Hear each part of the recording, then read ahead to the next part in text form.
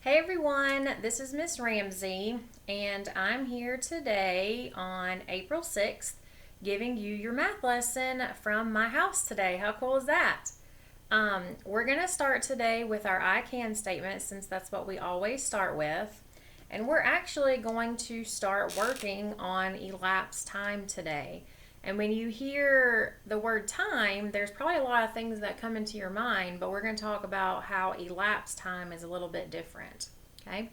So today's I can statement is I can find the elapsed time when given a start and end time. Okay? And so our focus words that we are going to focus on are obviously going to be this elapsed time and then also the start and end time. Okay? So I told you that a lot of things probably come in mind when you think about time. Hopefully you're thinking about clocks and how we have time schedules every day. Normally at school we have a certain time that we do reading, a certain time that we do math, and all that. Hopefully you have those times at home now. But we're going to focus on what this word elapsed time means. And if you want to take notes at home, you can, or you can rewatch this video as many times as you need to. But when I say the word elapsed time, what that really means, elapsed time, is going to be all the time in between a start and end time. Okay? So let's say, for example, that we start our reading lesson at 9:15 and we end our math lesson at 10:30. Well, if I wanted to figure out how long in between my reading lesson started, then that's what would be the elapsed time. Elapsed time is going to be all that time in between. You start at a certain time, you end at a certain time. Elapsed time is going to be all the time in between. Okay?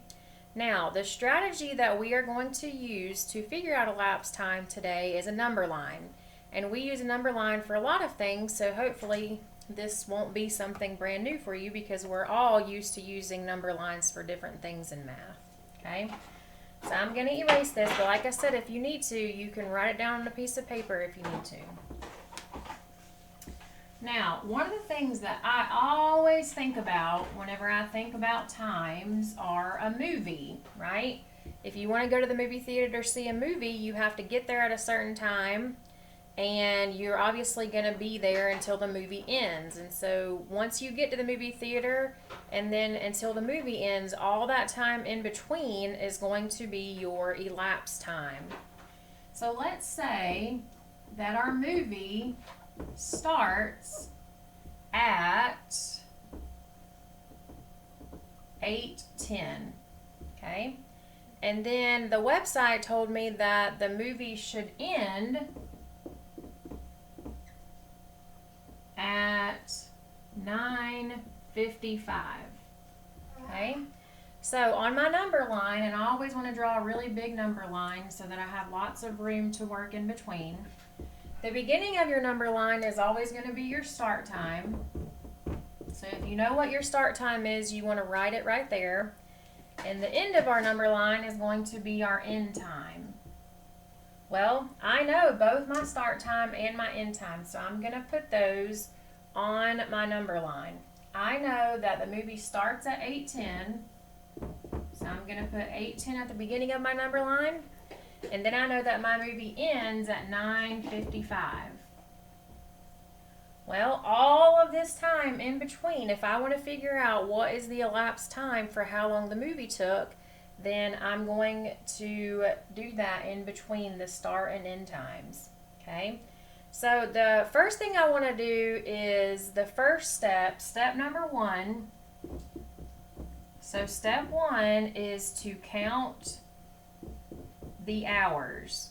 You always want to do the hours before the minutes.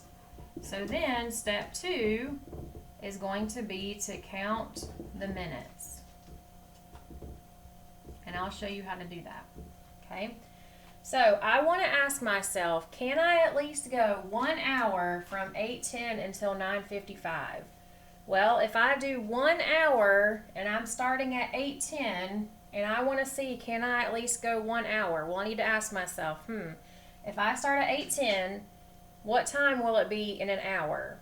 Well, the correct answer would be 9:10. And since I have till 9:55, I know I can at least go 1 hour.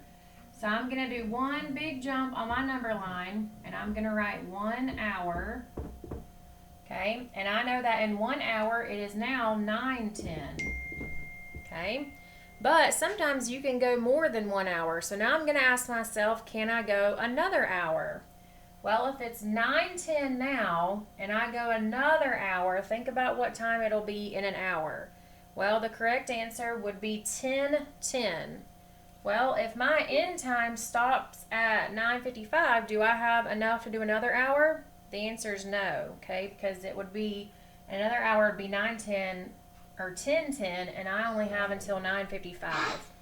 So now I know I need to think about minutes, okay? Now, you can do little jumps, like you can do 10 minutes, then another 10 minutes, then another 10 minutes, or you can figure out how close would it be to the next hour. But I don't have another hour, so I'm going to do a little jump for 10 minutes. And the abbreviation for minutes is MIN. So now I need to ask myself, if it's 9:10, what time will it be in 10 minutes? Well, it's going to be 9:20. But I need to go to 9:55, so I need to go some more. So let's do another 10-minute jump. If it's 9:20, think about what time it'll be in 10 minutes. Well, it would be 9:30. But I still have to go to 9:55, so I need some more. So if I do another 10-minute jump, and it's 9:30, now it's 9:40. So I'm getting closer and closer, but I have not made it to the 9:55 yet. So now let's go another 10-minute jump and ask yourself what time it'll be. If it's 9:40 in 10 minutes, well, now it's 9:50. And now I have to ask myself, well, I'm at 9:55 and my end time is at 9:50. My end time is 9:55, so I know I'm getting really, really close. So you got to ask yourself, how many minutes will it take to get from 9:50 to 9:55? Well, your correct answer would be 5 minutes.